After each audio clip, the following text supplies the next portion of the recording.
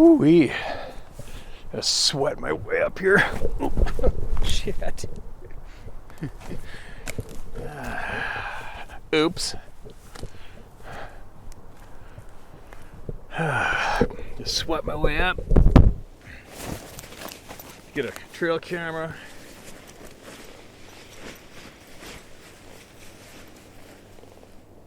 That I left in the spot.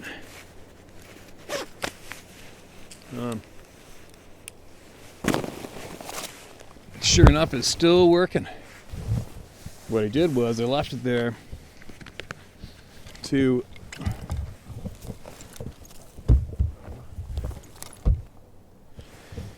it's not somewhere that I normally hunt a lot. It's a fairly common hunt below this hill here. Quite a ways down though.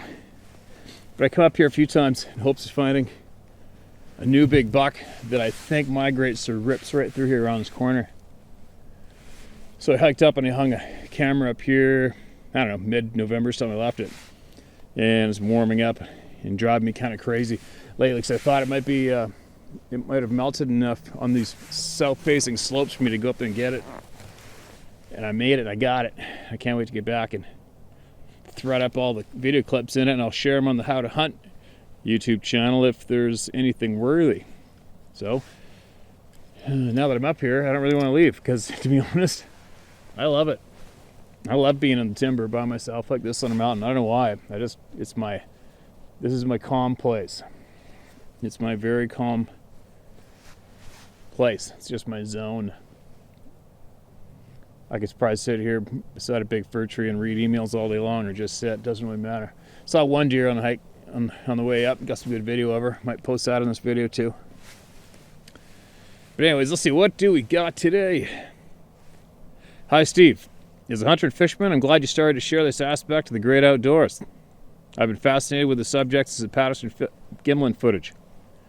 My sharing is an experience, not a sighting, but I've wondered about it for years. This experience took place in the 70s in the Lake of the Woods area in Ontario. Our family has a 100-year lease of 3 acres. Our grandfather built a small cabin on it late after World War II, which we still have to this day. That's pretty cool. The cabin has no roads to it, and it never did. My grandfather and a couple of his brave friends brought everything to build the cabin in the dead of winter over the ice on trucks and runner sleds. Then in the springtime, they went back over the water on boats to start the build. That's fun. That's great. A trip over the water to the cabin is like a water maze. You have to go around forest-covered island chains. There are reefs to consider, almost endless rocky shorelines on both sides of you, and finally, it all opens up to arrive at our cabin. The cabin sits on a rocky cliff at the end of a point facing west. My grandfather did all this for hunting and fishing cabin, but the government made the area into Forest Service, which killed the hunting for him somehow. I never did know why. My family over the decades fished for smallmouth bass, northern pike, and springtime lake trout. It was a yearly thing that fall.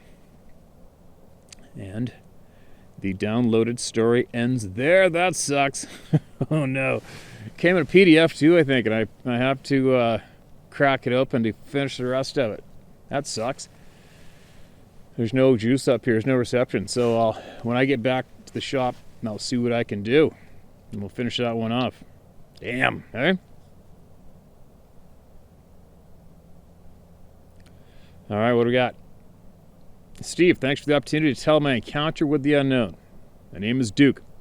My background is I'm a 56-year-old Floridian who moved to Northeast California in October 2020.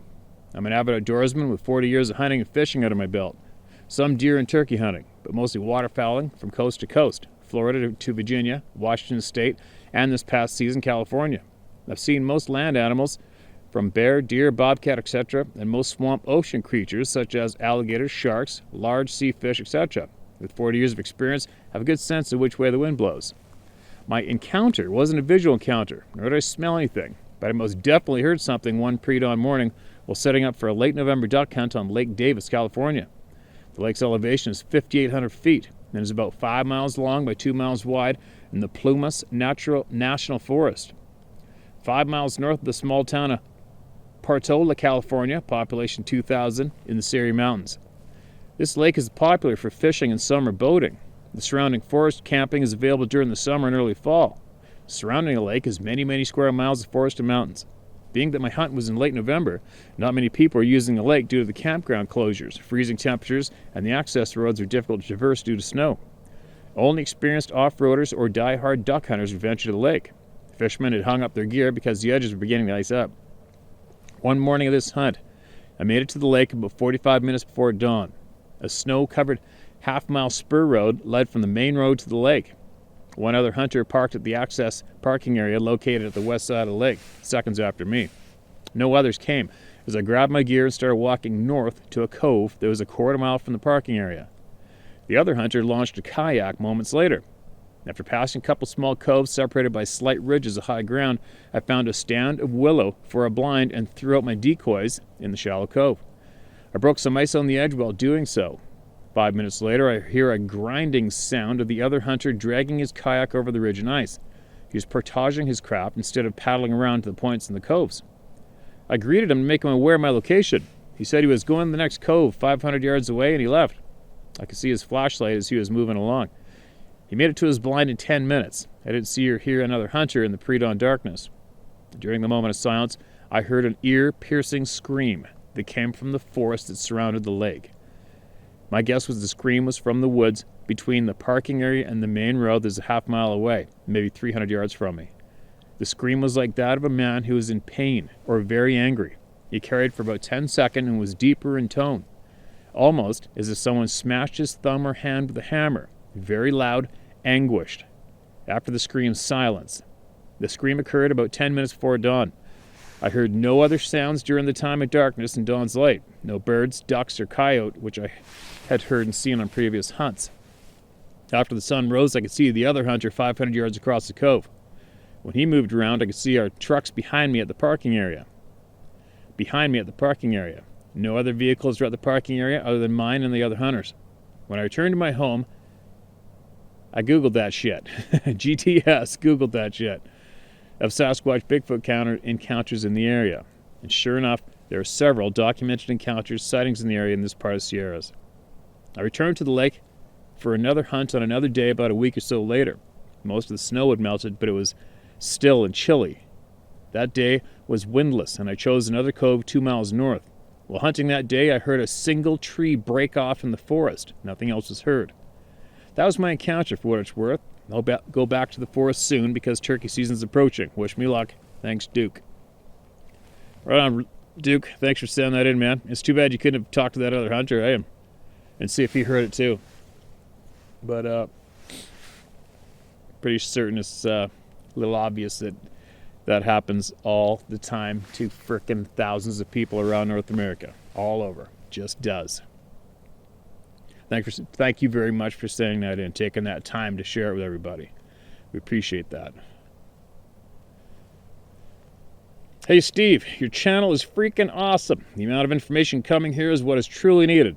This crowdsourcing of information about the Sasquatch helps us all as humanity to understand what we don't know and to put the pieces of the puzzle together, including why we're being lied to. I had to Google Bobby Short as I didn't know who that person was. I found an article out of Los Angeles that mentioned Bobby Short, Bigfoot, and secret societies. I just want to say that it's no longer a secret that some of those societies are involved in the occult. The possibility does exist that Sasquatch is a spirit of some sort because of its ability to go from this plane we call Earth to some alternative plane of existence on the other side, though what we know as interdimensional travel. The checkerboard floor and the gateway in these ceremonial rooms are the infrastructure for interdimensional travel. I recommend watching The Arrivals, PT.30, The Checkered Floor and Gods. Do take it with a grain of salt, if I ever get time. In that video it says, and God has specifically warned us and them that cross-dimensional travel communications is forbidden. Maybe that is why the Sasquatch always acts in surprise, fear, anger when they've been spotted by humans. Sasquatch are associated with the orbs, just like First Nations ceremonies, calling the ancestors to show up as angels and often first appear in a flash of blue light like an orb. The ancestors come from the other side to help, provide healing, provide divine guidance, and so on. Since there are so many secret societies out there doing their own ceremonies, calling spirits, it may be possible that all the Sasquatch coming out now are the direct result of a ceremony. The Sasquatch have learned ceremonial markers in the forest such as cross trees and shelters, stone circles, medicine wheels, etc. They have their own ceremonies. I'm guessing that once a Sasquatch is on the land, it must feed and drink water. My brother and I found Sasquatch turds by the river when we were kids. They sometimes build temporary shelters, like used for birthing. They also make blankets from cedar bark. It is reported by Albert Ostman that cedar bark and moss was used for blankets. See pamphlet on Sasquatch by searching online for "Do Sasquatch Use Tree Bark?" or look for Ostman's materials. This one time, I was in Mount Currie, my backyard, in a Native American church ceremony that goes all night long. The person in charge of firewood outside the teepee told us that Sasquatch was there standing and looking, but then it jumped over the cedar hedge in one leap and was gone. I guess they were attracted to the sound of the singing outside. Well, they're actually right there all the time. They're there all the time, right behind where I live, man. The Sasquatch can also give people's visions about the future. Like this one lady and her friend over by Harrison Lake. They saw a female giving water to a baby or child Sasquatch. She later went home, and there it was on her TV set, the same thing she saw. I guess it was a way to foretell the future, that the scene of those two Sasquatches are going to be on TV. Watch APTN Indians and Aliens Episode 3. Sasquatch Sales Kelsey Charlie comes face to face with a Sasquatch deep in the forest of BC. I did hear an account online of baby Sasquatches being carried by the aliens. This is after some humans destroyed the Sasquatch underground cavern they lived in. I can't find the link as there are so many videos online now. It may be that these alien people are connected to the Sasquatch. Oh, it may be that those aliens people see are connected to the Sasquatch. Possibly the Sasquatch turn into aliens in their next lives as they go higher up their level. I recently saw a video about Nephilim, and that it made the old pharaohs of Egypt almost look like they were themselves aliens with their elongated heads. Personally, I don't believe all the Sasquatch to be inherently evil. I believe that they are helpers and that they're both good and bad ones. I've seen how gentle they are and spent time with them in dreams. I recommend watching Nephilim, the true story of Satan, fallen angels, giants, aliens, hybrids, elongated skulls, and Nephilim. The link is in the YouTube link. The story about whistling is intriguing. As a member of a First Nation, my elders warned us when we were children to never whistle at night and never whistle back if you hear whistling. They said that the whistling will come closer and closer, and that it is not good what you're attracting. They said it is spirit. We have a word for it, but it's not the same word for Sasquatch. The word for the whistling one was translated as skeleton man. It is the spirit of death.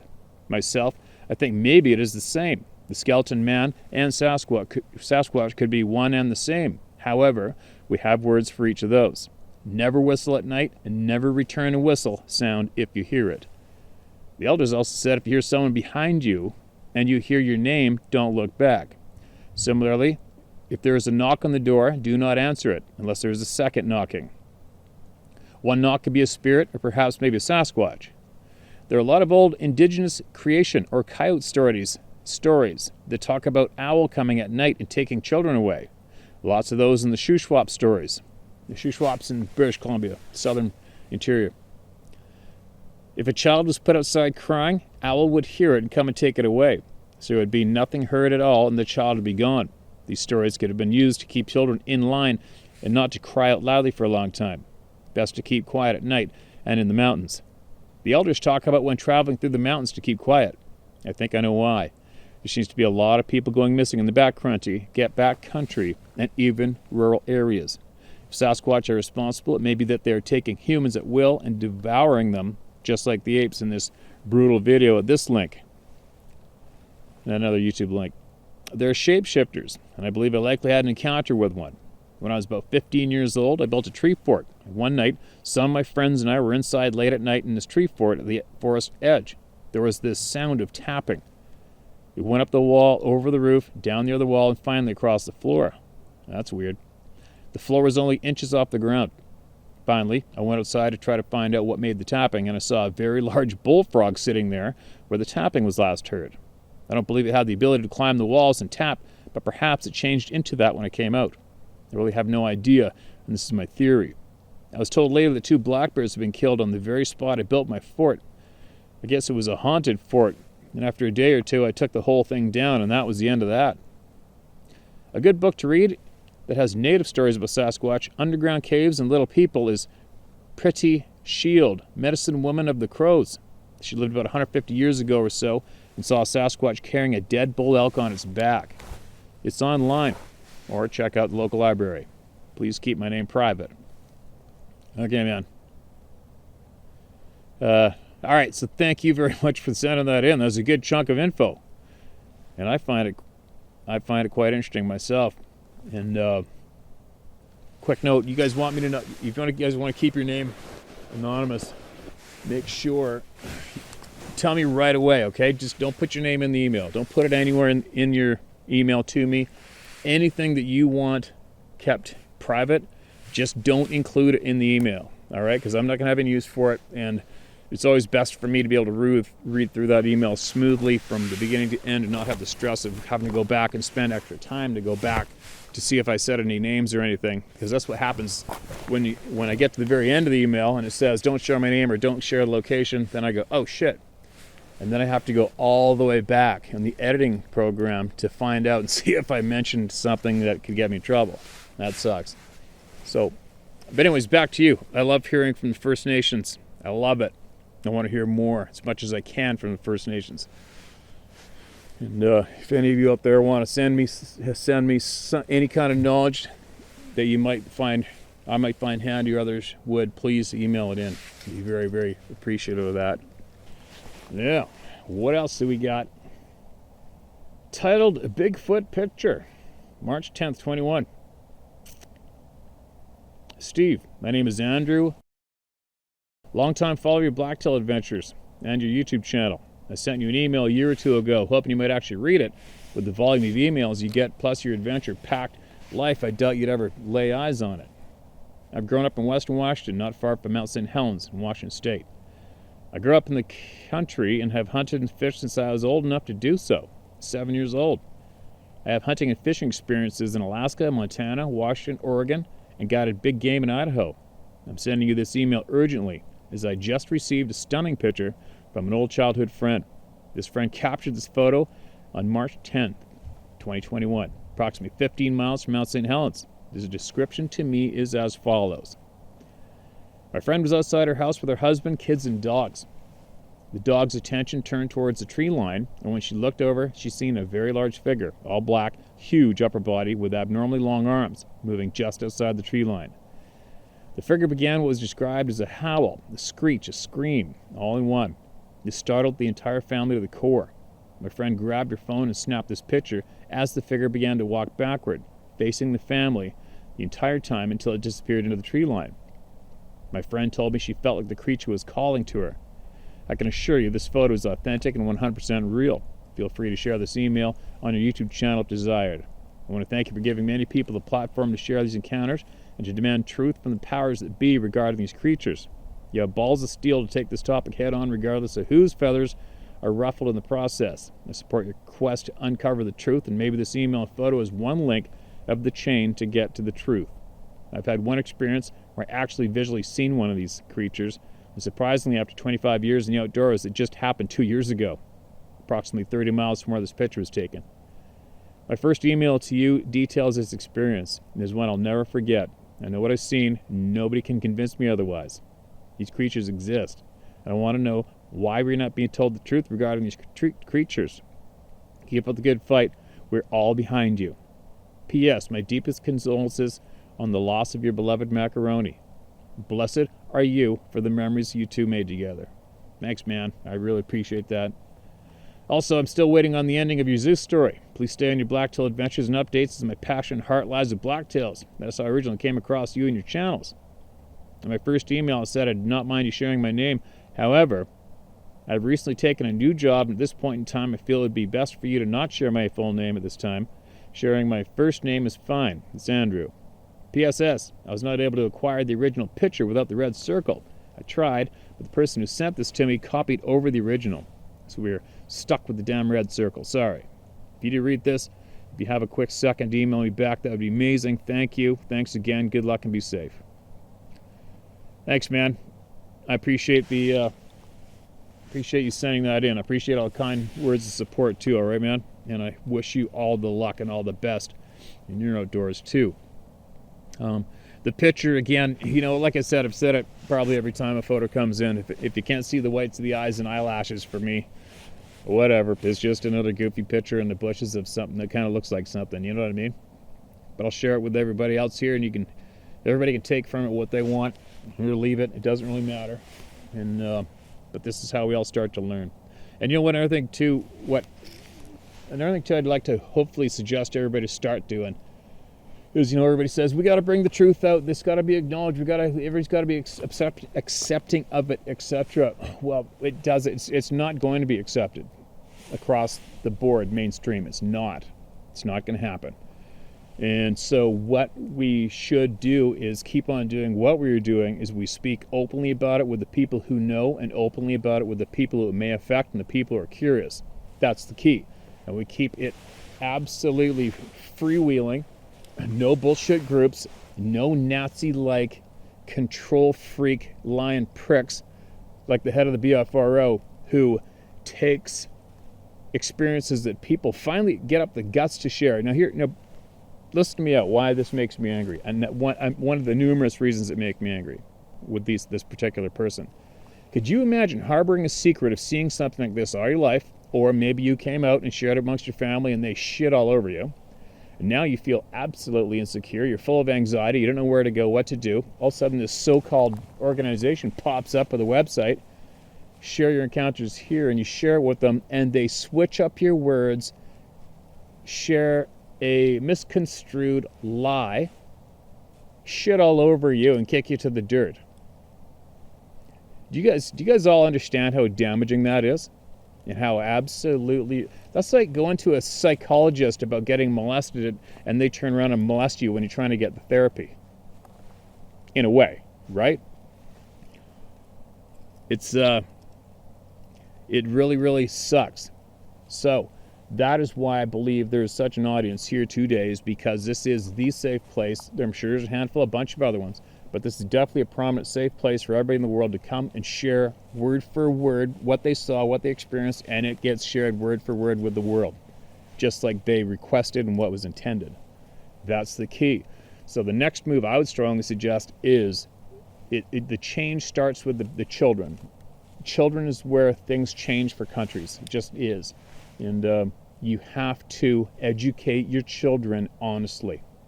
For all you people that see these things and you don't tell your wife, you don't tell the kids, that can't be more wrong. Right? Think about it. Could you imagine you've seen one of these things anytime in your lifetime? Doesn't matter when. Maybe you saw it when you're 7 and you saw it 200 miles that way. Maybe you saw it 2 years ago and it's 300 miles that way. Don't think that it's not the smarter thing to do. Don't think that it's not smart to inform your children honestly. Right? And your family and your friends and your coworkers. What are you thinking? If one of my family members knew these things were running around and didn't tell me, and they knew I was running around the forest all the time, and then I had a face-to-face with one, pissed I'd be. Damaging that possibly is to somebody if they don't know. I think I'm strongly believe that is the next step. That's the next step in moving this entire reality ahead. Amongst all of us, with everybody here. That should be the next step, right? Kick everybody to the curb. Kick them to the curb. Never, ever engage with any person that says, there ain't no proof. I want to see proof, damn it. Show me a picture. Show me a body. I'll show you the door. Get out of my face. Quit wasting my time. Get out of my airspace. Just get away from me. At this day and age, with the amount of information, the staggering number of people who have seen these things, if your brain cannot wrap around that this is fact at this stage of the game, you are too troubled, you're possibly too genetically inferior, and you need to just leave the room. Reality TV needs you. They need you for their audience, okay? Sometimes maybe I sound like a dick or I sound harsh, but that's about it in a nutshell, isn't it? You can't accept this yet? Seriously? That's very, very sad. It's a very sad, sad state of mind those poor people must be in this lifetime. What a shit-eaten space to be in, right? Not being able to accept honest facts from your honest community who counts. It's the community that counts. It's the people that count. That was a little bit of a rant, wasn't it? But obviously that is the part of this whole thing that I'm quite passionate about. So please, if you have seen one of these things, heard one of these things, share it with everybody in your family, your immediate circle. Share it with the children. Look them square in the eye and get them up to speed at all the different signs that one of these things may be scaring them, paralleling them, around the yard. You have to get them up to speed. All right? Get them up to speed. Teach them the honest to God knowledge. All right? All right. Hi. I forgot to tell you that you may share this email, and my name is Yvonne. Thank you for your valuable work. I too grew up in the woods when logging was going on, and I heard the beeping of the skidder and felt the status quo change in the forest. I spent so much time in the woods because I loved the environment, and it was a welcome option to studying in the house. Homeschooling, living in the woods, and being the only child set the stage in my life to spend an average 8 hours a day outdoors in the Pacific rainforest. My first encounter was at the age of 6, being the child of the family who dozed, cut, and invaded their woods. This land had been theirs for untold years, and here I am, a goofy kid who embraced adventure. My parents hung a large rope from a high limb in a Douglas fir, tying knots in it. As I played on the rope, I found myself clowning as if showing off. One particularly spectacular day, on my second spin around the tree, I knocked my noggin on the tree loud enough to be heard. I yelled and oddly felt embarrassed. As I began to look at the ravine, I saw a dark face lean its head out from behind the tree. We connected long enough for me to try to get it to play peekaboo as I giggled. I was very lonely and bored. The youth was about 4 to 5 feet tall. This didn't last long because a very loud, mature voice yelled and scared me so much that I didn't do my swing again. One day my parents asked me why I'd thrown the rope over a high branch. They didn't believe me when I said that I hadn't done it. This is the beginning of 8 years of my coexistence with these others in the woods. And then it ends. Ooh, I hope that's not me that screwed that up. I'll have to make a note to check that one out in the inbox too. Thank you, Yvonne, for sending that in, if that was the short one that it is. I have a feeling there might have been a little more with that, but thank you again. Appreciate it. Hello. I've watched many of your videos, and I think I gravitate to them because I have a physical assault in my background by humans, not animals. And once you've had something like that happen, your intuition kicks in high gear for the rest of your life. Maybe some people would call in PTSD or paranoia, but you just become very in tune with things. You might be watching patterns, feeling unsafe, etc. Side note, a great book on the subject is called The Gift of Fear by Gavin de Becker. I only get vibes from people now, but also objects and sometimes places. Related to this, my first question is regarding the hunters and others who never return from the woods. Since it seems that feeling of dread and fear you mentioned in almost all your videos seems so overwhelming, why are some people able to return to their vehicles and leave unharmed? Scared out of the woods maybe, but physically unharmed. But others are never seen again? Do you have a theory on that? Do you think they just ignored their own feelings of dread, decided to push through it, and it cost them their lives? My second question is regarding symbols left in the form of bird carcasses, with the bones and beaks arranged in a certain way that made it clear it was deliberately placed that way. One of your videos was about a couple. The man noticed the bird bone arrangement as they got out of the vehicle and moved to the woods. I forgot where the second one was. That type of thing is mentioned in at least 2 of the videos I've watched. Are you aware of any other symbols? I know about these trees laid across the trails to block access. What about rocks or other bones? I'd be curious to know if symbols are out there and we are just too dense to notice them. Thank you. Enjoy your videos and your backdrop scenery. All right, thanks, man. What are my thoughts on it? You know what? Again, I'm kind of cut and dry in a way on the topic. It's like I accepted a long time ago that everything's real, that all this is real. I was forced to. It's thrown in my face. And I instantly, I just lurch a lot farther. I almost leave the Sasquatch topic behind, and I want to go forward, and I want to find out more. I want to find out why. Why? Why are we scared? Why do we ignore it? Why do people pretend it didn't happen? Why do people not talk to each other after seeing it? Why do people not even see each other again after seeing it? Why is mainstream absolutely lying and misleading us? Are we in a labor camp? Is this round ball an absolute labor camp? It sure is looking like it to me, man. But I don't know. There is a lot of signs out there. Do they leave those signs specifically for us? I don't know. Obviously, yeah, there's a few people I know who've had these things stack up branches on the trail, That is intentional for humans to find, no doubt. I had that tree about like this. The top 30 feet, the tree was pushed that way, completely uprooted the ground, snapped back, and the top half was thrown across the middle of the road that I went across on my quad on. That was definitely left from me, and I didn't hear the tree break. The bones, I honestly haven't a clue, man. Somebody on here listening might know. For me personally, when I see abnormal things in the woods that I know wasn't done by falling out of the air, I know what's going on where I am. I am in what could possibly be considered Sasquatch Central. Right here where I'm sitting. All these mountains all around here, everywhere. And I've accepted the fact I keep a neutral attitude when I'm here, including right now. I just keep a neutral attitude. I'm here. This is what I'm doing. Leave me alone. And if I do at times come across abnormal things that were definitely done by something, I'll see it, acknowledge it, whatever, and I carry on. You know, like just that way, a few miles on another mountain, I found a spot with huge fir tree, bigger than this one. And there's about 8 or 10 cedar poles, that big, all up. And those poles have got to be 40 footers anyways, 40 foot plus. And they're all leaning on the same tree all the way around it. And it's on the side of a rock bluff, and it's never ever been logged before. It's impossible to get equipment in there. And it was done by somebody who was absolutely powerful. I think I got a couple pictures of it, but it doesn't concern me all that much. It's like, okay, got it.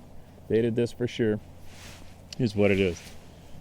But, however, there might be somebody else watching this video that is absolutely interested in bird bones, the skulls, etc., laid out the way they are. And maybe somebody will have some input on that, and they will know more specific if these beings leave that for us to see by some odd chance. I don't know. I'd imagine they probably do, right?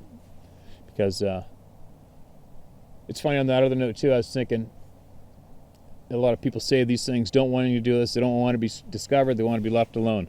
Well, they're obviously intelligent enough to absolutely cover their evidence that they've been around. I don't understand why they don't do that. Why don't they absolutely cover the evidence that they leave behind? Why do they let us see them?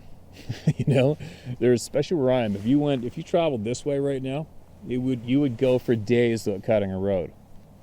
So that tells me that these beings could easily, absolutely avoid us 100% of the time and never show themselves to us. But I don't know why they insist on showing themselves to us, and within 300 yards of where I currently live right now, and in broad daylight. I don't get it. But anyway, somebody else wants to tap in on that question, those questions, feel free to in the comment section below anyway. And I can see that sun's going down. I'm still quite a ways up the mountain, so I better get going.